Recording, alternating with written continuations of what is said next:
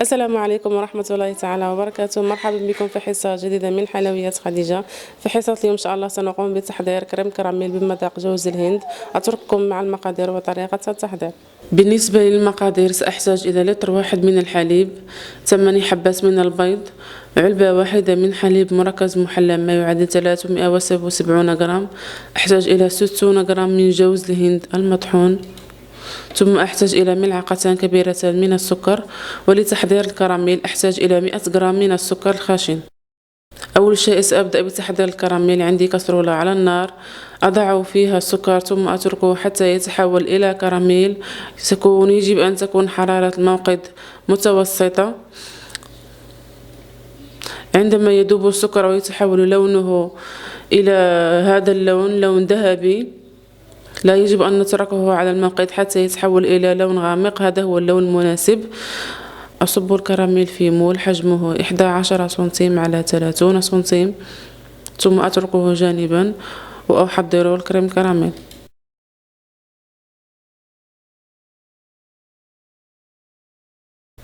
لتحضير كريم كراميل أضع البيض في الخلاط،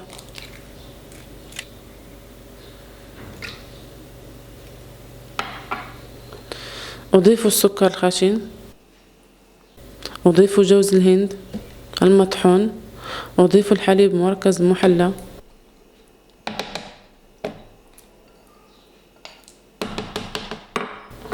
ثم أضيف الحليب وأطحن الكل جيدا حتى تنسجم جميع العناصر.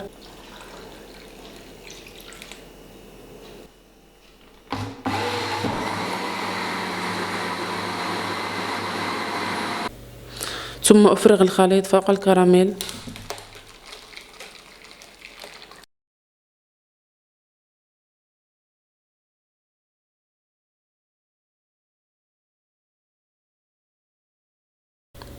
أضع القالب في قالب يكون أكبر منه حجما، ثم أصب في الجوانب ماء يكون مغلي جدا.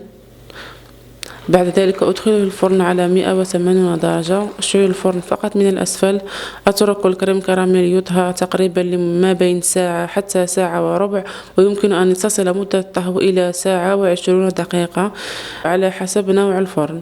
إذا وضعنا الكريم كراميل في قوالب صغيرة الحجم لا تحتاج لمدة طهي أطول، كما المول كبير الحجم يحتاج لمدة طهي طويلة كي ينضج جيدا الكريم كراميل. بعد إخراج كريم كراميل من الفرن احتاج تقريبا إلى ساعة و20 دقيقة ليكتمل نضجه. لنعرف أن كريم كراميل قد اكتمل نضجه ندخل فيه سكينة. إذا خرجت السكينة وهي نظيفة هذا يعني أن الكريم كراميل قد نضج جيدا من الداخل.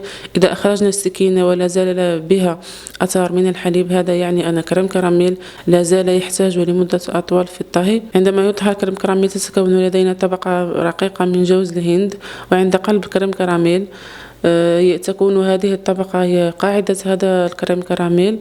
الآن يجب أن أتركه حتى يبرد جيدا. بعد ذلك أدخله إلى الثلاجة وأتركه تقريبا لمدة 3 ساعات على الأقل. كلما تركناه في الثلاجة لمدة أطول كلما تحسن مذاقه. عندما يبرد كريم كراميل جيدا أمرر السكينة في الجوانب ليسهل إزالة الكريم كراميل من القالب.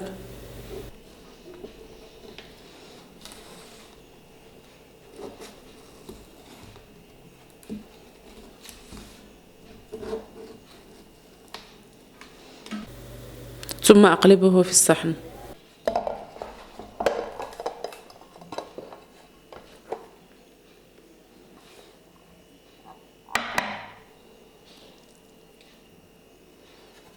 وهذا هو شكله عند قلبه في الصحن. هذا الشكل النهائي لكريم كراميل. وصفة لذيذة جدا ومناسبة جدا لشهر رمضان. أتمنى أن تنال الوصفة إعجابكم. إذا عجبتكم حصة اليوم لا تنسوا الضغط على زر أعجبني، ولا تنسوا الاشتراك في القناة. أسفل هذا الفيديو ستجدون الوصفة مكتوبة باللغة العربية من موقعي. إلى الملتقى إن شاء الله. السلام عليكم ورحمة الله تعالى وبركاته.